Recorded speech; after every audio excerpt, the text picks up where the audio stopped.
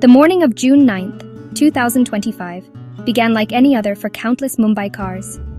It was a day filled with routines, deadlines, and the familiar rhythm of a city that never sleeps. But for those traveling on the Central Railway line, this ordinary Monday would turn into a nightmare. Around 9:30 in the morning, during the peak of the rush hour, tragedy struck with brutal swiftness. Between the Diva and Mumbai stations in the bustling Thane district, a routine commute transformed into a scene of unimaginable horror. The air, usually thick with the sounds of the city, was pierced by cries of pain and panic as a journey to work became a fight for survival. It was a stark and sudden reminder of how fragile life can be. The incident was not a collision or a derailment in the traditional sense. It was a tragedy born from desperation. A Kasara-bound local train, packed far beyond its intended capacity, was hurtling down the tracks. Simultaneously, another overcrowded train, heading towards Chhatrapati Shivaji Maharaj terminus, sped past on the adjacent line. In the narrow space between the two roaring behemoths of steel, a fatal interaction occurred. Passengers, forced by the sheer crush of bodies inside to hang precariously from the footboards and doorways, made brief, violent contact. The impact was enough to shatter their desperate grip, sending them tumbling from the moving trains. Eyewitnesses who were on the trains or along the tracks described a harrowing scene that unfolded in a matter of seconds. They spoke of seeing fellow commuters, just moments before clinging on for dear life, suddenly vanish from the doorways. Then came the horrifying sight of bodies lying motionless along the gravel-laden tracks. Those who survived the initial fall were left bleeding and calling out for help, their voices lost in the thunderous noise of the passing trains. It was a chaotic and terrifying sequence of events, a brutal outcome of a daily struggle that millions in Mumbai endure without a second thought. The tracks, which are the city's lifelines, became a place of death and despair. The immediate aftermath was one of confusion and shock. As the trains continued on their respective journeys, the grim reality was left behind on the tracks between Diva and Mumbai. It was the guard of a following Kasara-bound train who first noticed the unthinkable.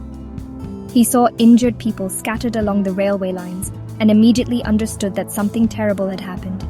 His quick alert to the central control room was the first official signal that initiated the emergency response. For the victims, however, these crucial moments were an eternity filled with pain and uncertainty, a grim testament to the dangers they faced that fateful morning. To understand why this tragedy occurred, one must look at the chronic and dangerous problem of overcrowding on Mumbai's suburban railway network. The local trains are often called the city's lifeline, but for millions, this lifeline is stretched to its breaking point every single day. During peak hours, a train designed to carry around 1,700 passengers is often crammed with over 5,000 people. This phenomenon, known as super dense crush load, is not an exception but a daily reality.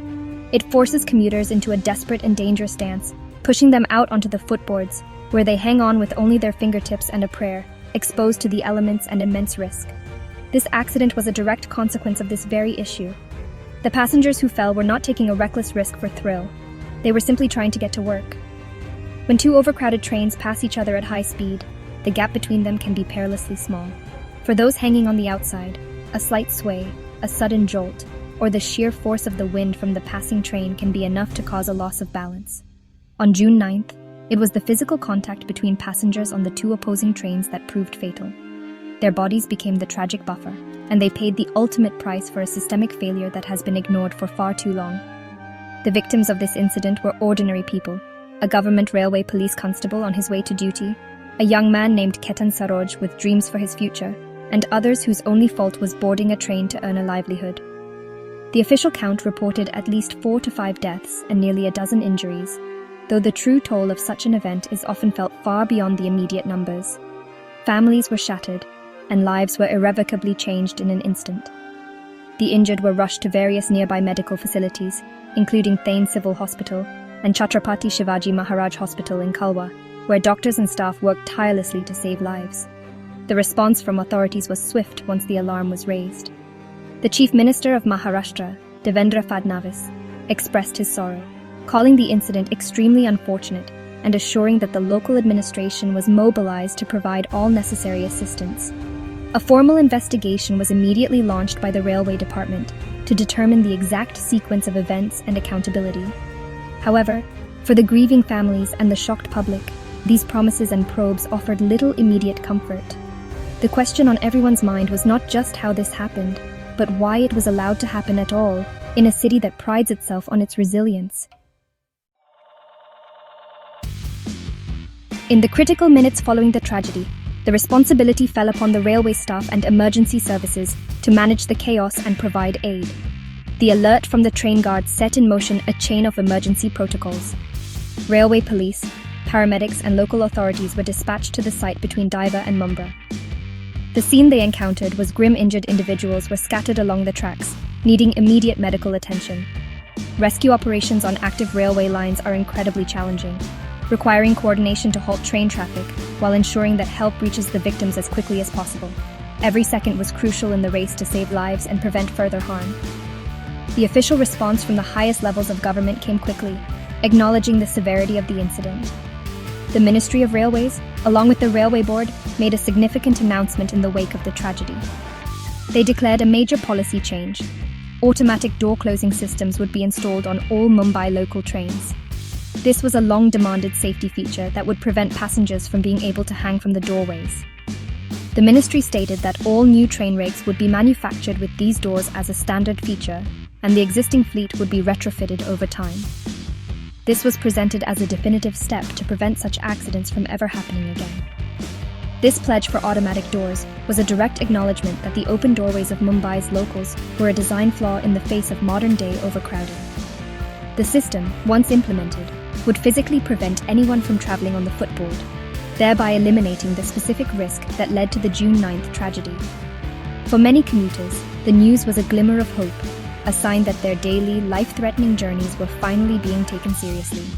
The government's commitment was seen as a concrete measure, a tangible change that could be seen and felt, promising a future where no one would have to risk their life just to get on a train. However, the response was not limited to promises of new technology.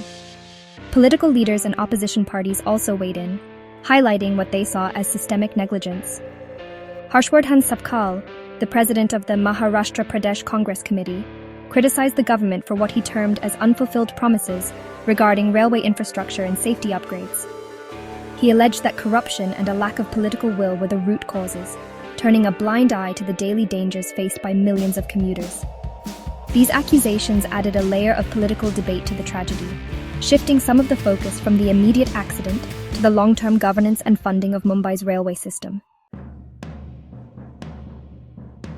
While the decision to install automatic doors was widely welcomed as a positive and necessary step, many railway experts and commuter activists were quick to point out that it is, at best, a partial solution. They argue that simply closing the doors does not solve the core problem, the staggering number of people trying to board the trains. Critics fear that if the doors are closed on a super-dense crush-loaded train, it could lead to new dangers, such as suffocation, stampedes inside the compartments, or people being unable to board at all, leaving them stranded on dangerously crowded platforms. The doors treat a symptom, but the disease of overcrowding remains untreated and potent. These experts call for a more comprehensive and holistic approach to railway safety. Their recommendations go far beyond a single technological fix. They emphasize the urgent need to increase the frequency of train services, especially during peak hours, to better distribute the passenger load. This would involve significant investment in signaling systems, tracks, and power infrastructure. Furthermore, they highlight the necessity of upgrading platform capacity, building more foot-over bridges, and creating better crowd management systems at stations. True safety, they argue, can only be achieved by fundamentally enhancing the entire railway infrastructure to meet the demands of Mumbai's growing population. The June 9th tragedy must serve as a wake-up call, a painful and undeniable piece of evidence that the current state of Mumbai's local trains is unsustainable and inhumane. It is a reminder that behind the statistics of super-dense crush load are real people with families, hopes, and the right to a safe journey. The resilience of Mumbaikars is often celebrated, but it should not be used as an excuse to ignore fundamental flaws in the city's most critical public service. The quest for a safer journey is not just about preventing deaths. It is about restoring dignity to the daily commute of millions. As the city mourns the lives lost, our thoughts and deepest sympathies are with the victims and their families. Their loss is a heavy burden for Mumbai to bear. This tragedy must not be forgotten or relegated to a file after a few headlines and a formal probe. It must become a catalyst for real, meaningful, and lasting change. The authorities, policymakers, and every citizen must collectively demand and work towards a future where no one has to hang from a train door to make a living. A safer journey is not a privilege, it is a fundamental right. Let us be vigilant and ensure that the promises made today become the reality of tomorrow.